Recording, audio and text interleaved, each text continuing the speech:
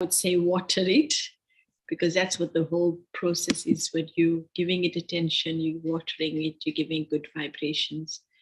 So Shalona, good morning. How are you? I'm well, thanks. Good morning. Good. And good morning to all viewers. So are we ready for our next pose this morning? Yes, it's triangle pose this morning, and we have attached resilience to triangle. So let's get into our pose for the day. So Arishka, as usual, will be demonstrating.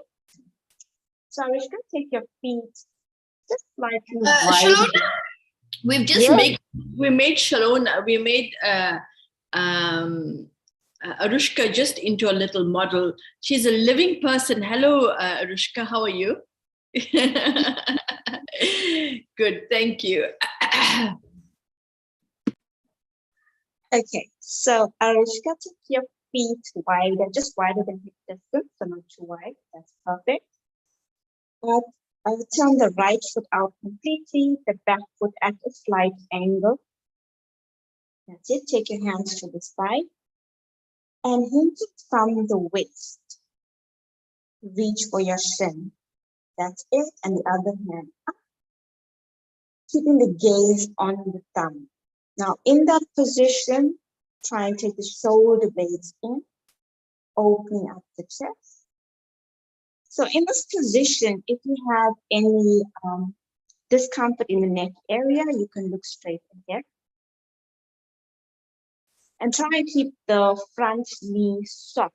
So if you have a problem with maybe hypermobility, or you don't have the flexibility to straighten the leg, then you can just keep a soft bend, just a tiny micro bend to soften the knee. Very gently now, Arishka, come up to standing. Now you're going to do the opposite side. So turn the left foot out completely, the back foot at a slight angle, hands to the side, and gently reach for the shin. Looking up at the thumb, taking the shoulder blades in, broadening across the chest and the collarbones. Focus on breathing.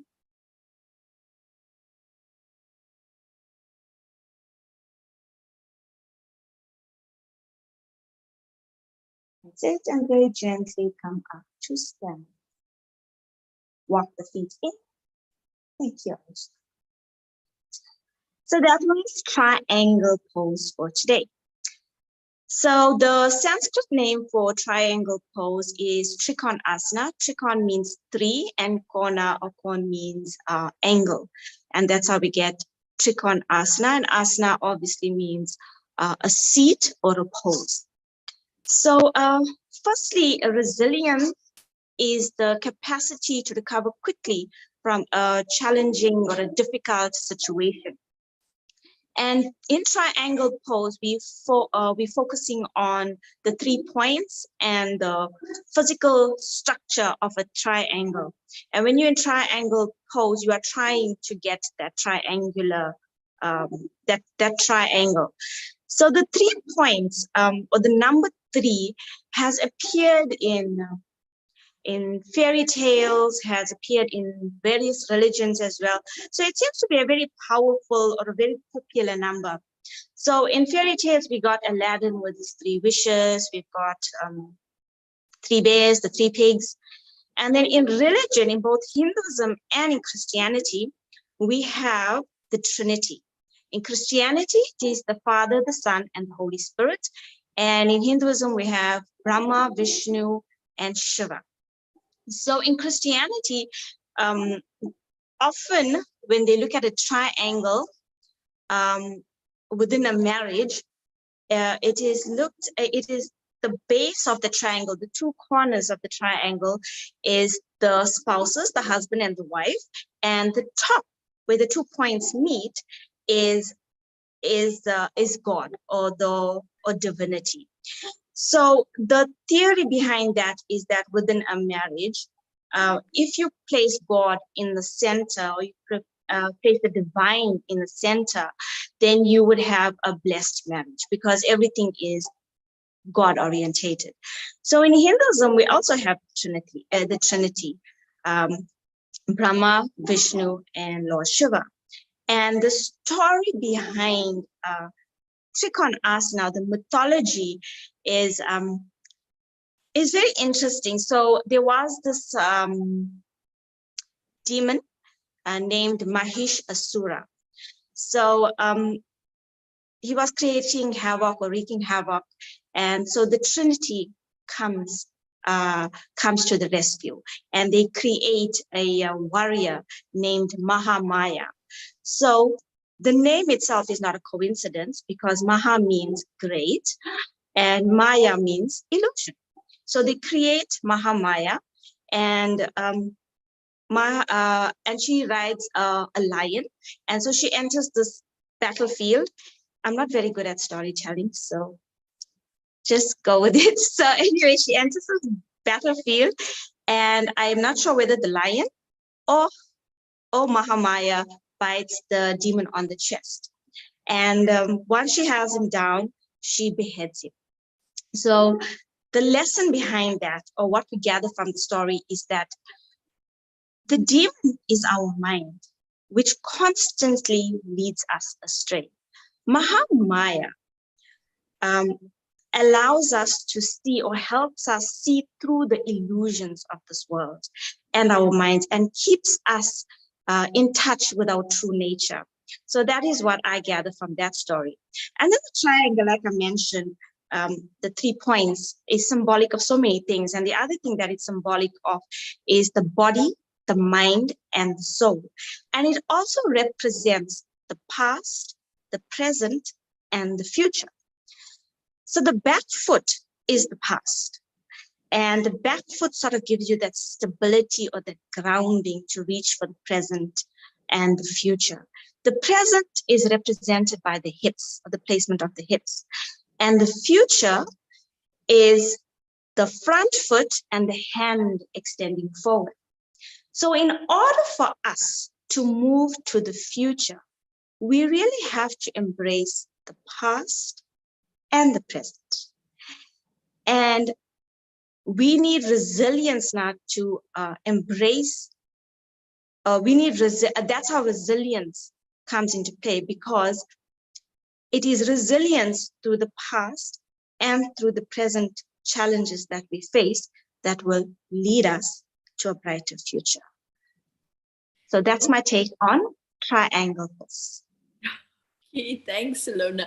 Actually, it's really good, because our point for today is it starts off by saying my ability to recover or spring back to a calm and peaceful state of being depends on how I care for myself. I can be truly resilient when I heal myself from the past by accepting the differences of others, and when I stop having expectations of others.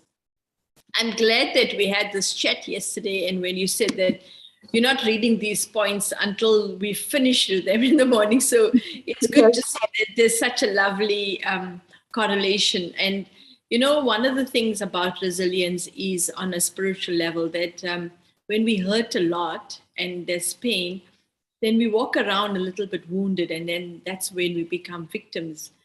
But when we know how to take care of ourselves and recover from whatever has taken place, it really means that we can actually move forward because we're not sitting on old feelings. And so to learn to make the past live in the past is very important, actually. And the only way we can really allow the past to actually live in the past is when there's a fair amount of forgiveness. Because we're not blaming anyone, we're not even creating any feelings of guilt that is actually holding us back. And so it's very powerful to actually use this what we call the 3 aspects of time in the right perspective.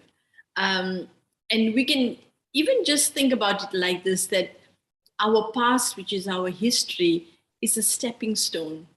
Mm-hmm. We don't really want to repeat history, because we say we're not really going to repeat history, but we make sure we check from the past if there's something that we would have actually done differently if we had a take 2. And so that becomes a stepping stone. So you're not even completely just ignoring the history. You're not completely just saying, I have to forget it, because you don't just forget things. But if you take from it a gift, which is going to become your stepping stone on which you're going to build, then you've also made sure that you've eradicated any flaws that maybe in the past you had overlooked. So that's one nice thing. And what I like about the future is, instead of planning for the future, really to be present, just to give myself a chance to be in the here and now, and acknowledge what is happening. Living actually means to be here. If I'm sitting and I'm thinking about what I'm going to do tomorrow, it's a daydream. So it's not living actually. And so to really practice being, we've heard about being in the now, being present, being mindful. All of these are absolutely essential things. But more than anything else, to be mindful of me. If, for example, when I dress and I go out to a certain function, that what I've put on as a costume gives me a sense of awareness of this is who I am.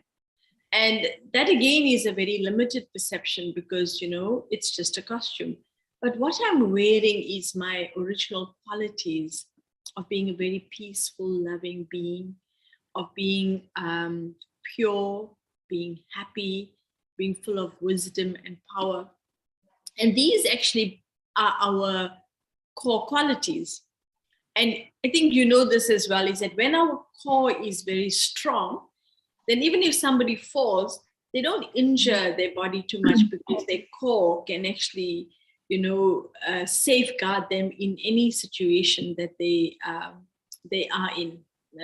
I was told that when your core is strong, you don't get that many injuries. It's like you become like a little rubber. So it's so powerful that we stay in the present moment with our core values and strengthen them. And the more we keep that in our awareness and we keep that as our breath. I breathe in the peace and I breathe out that peace. I breathe in love and I breathe out that love. So what I'm taking from the situation is good, and what I'm giving back is exactly the same thing. So when there's that rotation of in and out happening inside, also there's a huge kind of cleansing taking place and a strengthening taking place. Then guess what? According to the law of cause and effect, the future just has to be good. It's the cause. It's the effect of what I do in the present. So all this worrying and planning that we do can actually be very exhausting. And I feel most of the time, even if you have a job to do, if you think about what you have to do, God, before you started, you could be so tired and exhausted because you thought about what you had to do. You just didn't do it still. And so when you think about it, you have to expand all that energy. And by the end of 15, 20 minutes of thinking, nothing was done. So you put all that energy out, nothing was achieved, and now you have to start it. So I can quite easily imagine that before we start our task, we're already tired. So important for us to stay in the present and really be rooted in our presence. Be like that radiant flower that just is and gives off its beauty. Even something like the rain, when the rain is just falling away, it's just so beautiful at the whole process of that energy and that feeling. And I feel we all need to connect with what is happening in the moment and how I am responding to the moment. Am I trying to take, or am I being myself and being that radiant being that offers love and peace to the environment? So when that healing takes place in terms of my real self and I'm in touch with that, things from outside can't really stop me. It can't really, can be there. It gives me a chance to jump up higher and overcome it, which is important. I don't know if we have time, but I have a quick story which I love all the time. I love saying the story because it's really for me about the art of healing. And it's this guy who was meditating with his eyes open. And what happened is that as he's sitting in front of the beautiful flowing water, and the light is shining and it's really sparkling. And then from the corner of his eye, he can see that there's a little scorpion that's walking up the reed of grass. And he can see that if this scorpion goes higher, the grass will bend over and it will actually, the flowing water will wash this scorpion away. His immediate response, he takes his bare hand and he just scoops the scorpion off and off onto the more solid ground. But as soon as the scorpion makes contact with the man's flesh, he stings him. But the man was in nature and he knows the reeds around there. So he just quickly took one of the reeds, took the juice out and he put it on his hand. And immediately he had relief and he began to meditate again. After a little while, the scorpion comes again. And again, the scorpion is doing the same thing because I think the shimmering water was really attracting it. So it comes over again and he could see that this reed is going to bend over. So he just quickly scoops it off again. And again, the scorpion bites him or stings him. So this happens like at least 3 times. And there was an onlooker thinking, this man is really crazy. Why don't he just let the scorpion die? The scorpion has now stung him 3 times. So he approaches the man and he says to him, you know what? I'm really interested to know, why don't you just let that scorpion die? All it's doing, it's actually harming you. Just let it go. He said, what? Kill my teacher? He said, is that scorpion your teacher? What did you learn from your teacher? He said, the first time when I actually saved the scorpion, I realized that inside of myself, I have no discrimination. For me, I honor life and I want to protect life. So it doesn't matter what kind of life it is, that I can actually save it. And that is something I'm very happy about. Okay. Second time, what did you learn when you saved the scorpion? He said, the second time I learned that actually I have forgiveness in me. Okay, that's a good lesson to become aware of. Okay, and he said, then what did you learn the third time? So the third time I realized that actually I forgot that I forgave. And you know, when you listen to that, you know how powerful it is that somebody can do something to you and you can recover from that without it having left any stain on you. Now that is really powerful. So the question that I always like to ask is, what gives this individual the ability to be so resilient, not to get affected by somebody's repeated behavior of stinging you and you repeatedly doing benevolence to actually save it? And the thing is that each time he got stung, this man knew what to put on it. So before he finished off with that one bite, he had already healed himself of the pain. So when he was sitting and meditating, there was no pain to remind him what the scorpion did. So whenever we have pain, so for example, if the man's nature was to save anyway, he would have lifted his hand. But had there been pain, as he lifted it, the pain would have reminded, don't touch that scorpion. But when he lifted his hand for the second time again, there was no pain because he had healed himself with the portion of the reeds, that he wasn't carrying any baggage of the past. And I feel this is what's happening to us, is that when we carry things from the past, it's what keeps us back. And it doesn't allow us to be that resilient and spring back to life, because our own memories actually hold us back. So a powerful invitation as we do explore this triangle pose and make ourselves steady, using the past as a stepping stone, but actually balancing ourselves in the present and then desiring that future to be as a result of my present condition. So, yeah, that's all I'd like to say. It's felt like I said a lot today. But that was a beautiful story. It actually had me reflecting on myself. So, like you said, the present is really all that matters. because the past is finished and the future is yet to come. So if we ground ourselves in the present, then our future is definitely going to be bright. It's the present that truly matters. So let's go into the present then. So let's have a meditation. So I invite you to become present and relax your body. Just let go of anything that you're holding on to, anything of the past.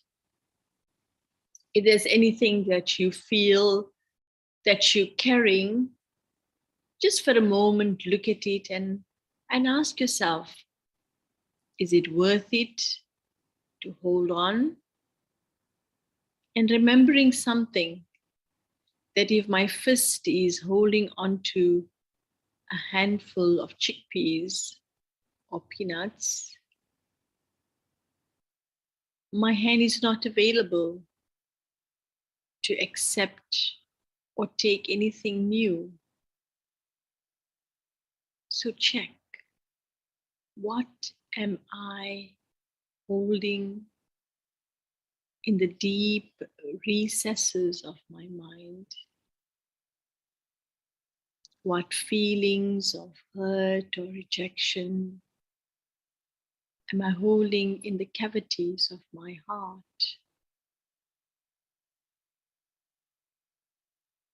What sorrow or grief am I carrying as scars in my personality?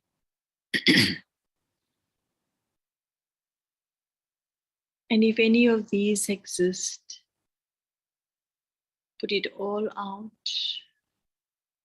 in front of you. And as you look at each of this, understand that these scars, these cavities in my heart, full of the wrong kind of feelings, and the things that holds my mind down, do I really want to continue to burden myself carrying this load, holding on to the pain and sorrow, suffering and rejection, dislike? Or can I let go and allow the oxygen of pure thoughts, the nourishment of virtues, and the power of spiritual power to heal?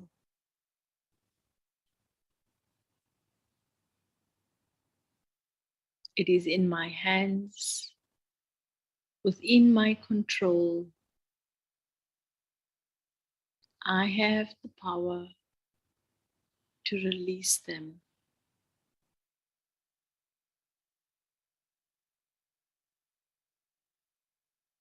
I look again carefully and ask myself again the question, can these serve me? Can they be used in any way that can uplift me or anyone else? And if the answer is no, let go. Let it flow away with the moving waters of life.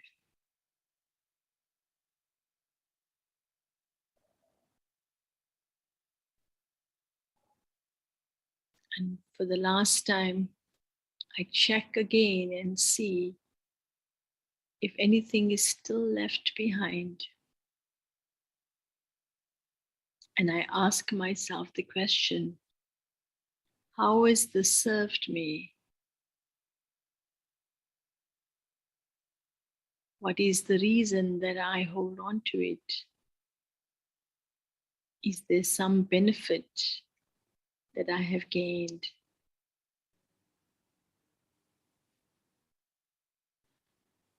And if the answer is yes, then understand that I now say thank you. And with lots of gratitude, I release that, knowing that now I have a more powerful, more subtle way of getting help,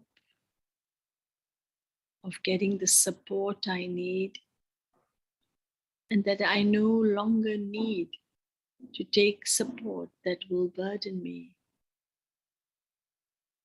that will create an extra feeling of pain or heaviness.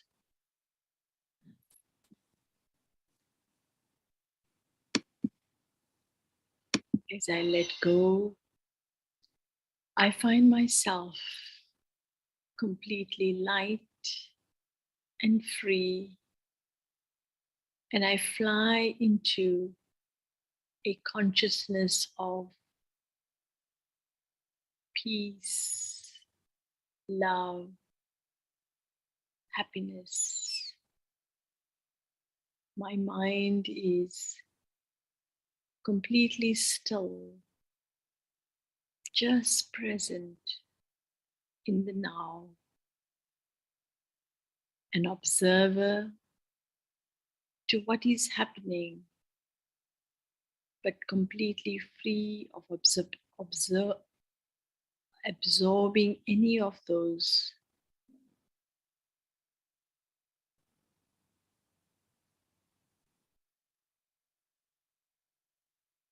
As I observe my method of speaking, I realize that my words are filled with kindness and benevolence. And my actions have become those that create the path for me to benefit and benefit for anyone else that steps on that path.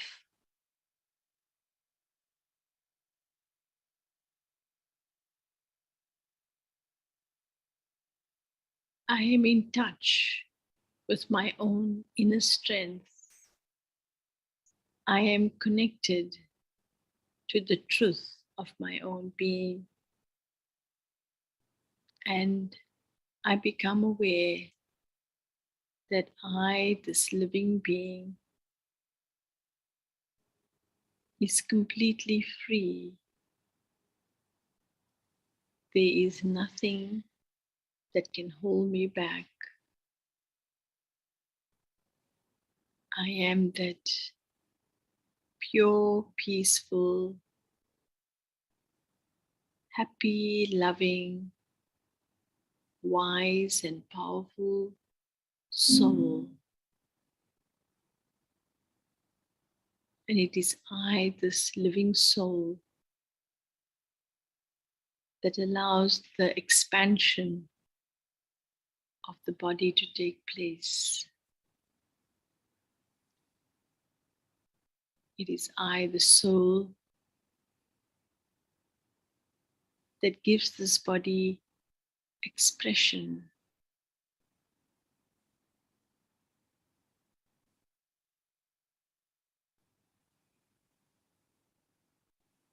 So today, I commit myself to be present, looking through the eyes as an observer,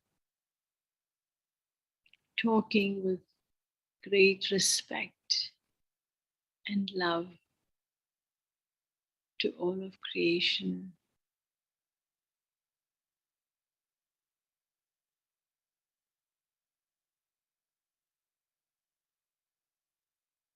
With these powerful thoughts and awareness, I choose to be in the now and free myself from the past or the future.